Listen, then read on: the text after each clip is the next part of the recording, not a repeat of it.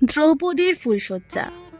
পাঞ্চালের রাজা মহারাজ দ্রুপদ তার শত্রু দ্রোণাচার্যকে পরাজিত করার জন্য দ্রোণবধিপুত্র কামনা করে এক মহাযজ্ঞের আয়োজন করেছিলেন এবং সেই যজ্ঞের অগ্নি থেকে প্রাপ্ত বয়স্ক অবস্থায় উদ্ভূত হয়েছিল ধৃষ্টদ্যুম্ন নামে এক পুত্র।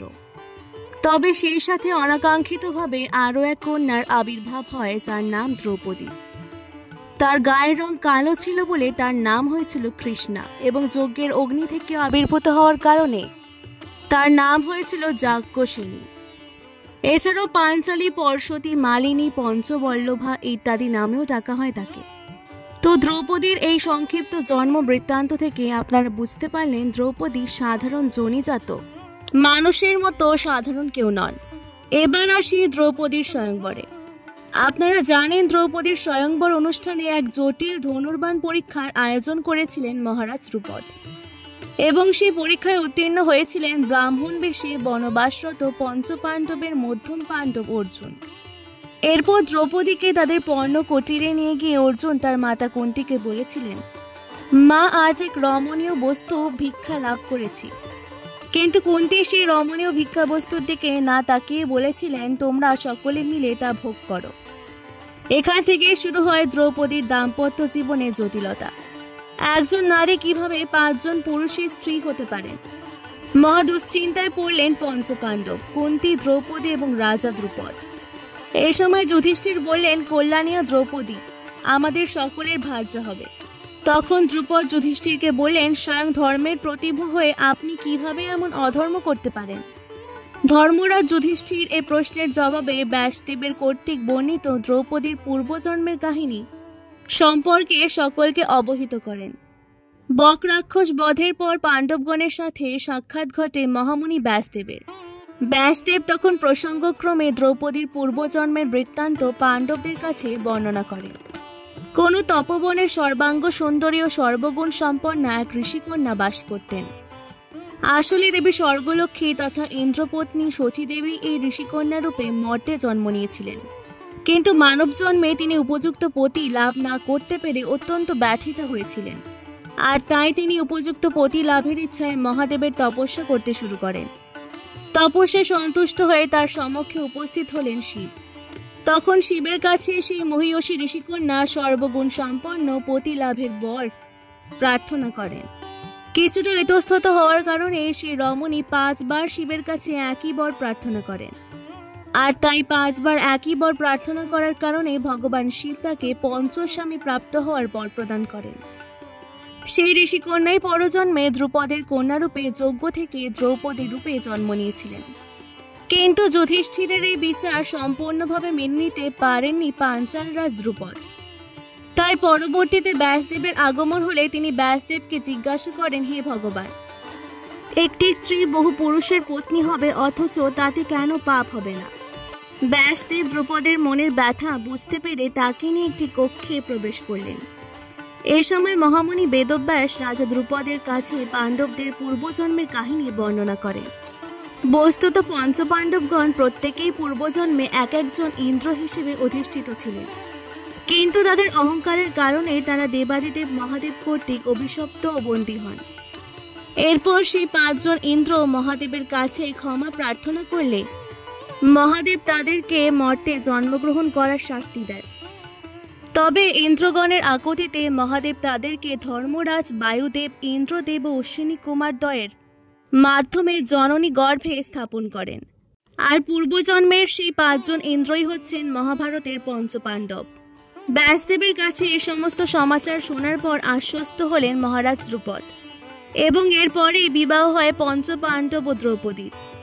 সংসার জীবনের শুরুতে নারদমুনি পঞ্চপাণ্ডবদের কাছে সুন্দ ও উপসুন্দ নামের 2 অসুরের কাহিনী বর্ণনা করেন।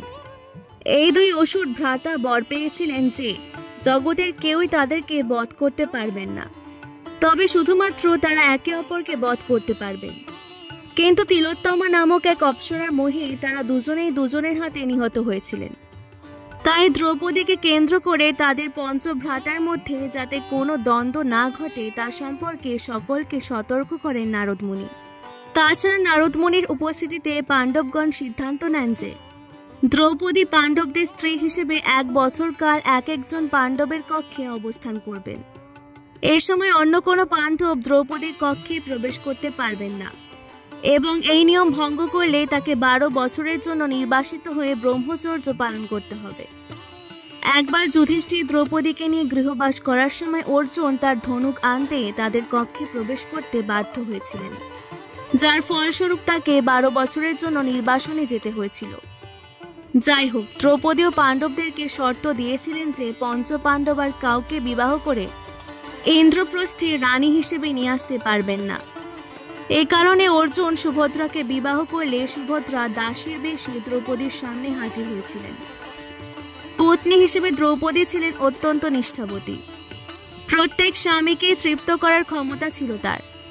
নিয়ম অনুসারে 1 বছর কাল একজন স্বামীর গৃহে নিবাস করার পর অগ্নিসম্ভূতা দ্রৌপদী অগ্নি স্নান করে নিজেকে পবিত্র করে নিতেন।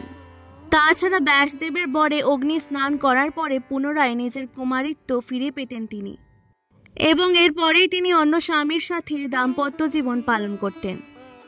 ভ্রাতাদের মধ্যে যুধিষ্ঠির যেহেতু জ্যেষ্ঠ ছিলেন, সেহেতু তিনি স্থির করেন দ্রৌপদীর সান্নিধ্য তিনিই সবার আগে উপভোগ করবেন, আর জ্যেষ্ঠতা অনুসারে অন্য ভ্রাতারা পর্যায়ক্রমে দ্রৌপদীর সান্নিধ্য লাভ করবেন।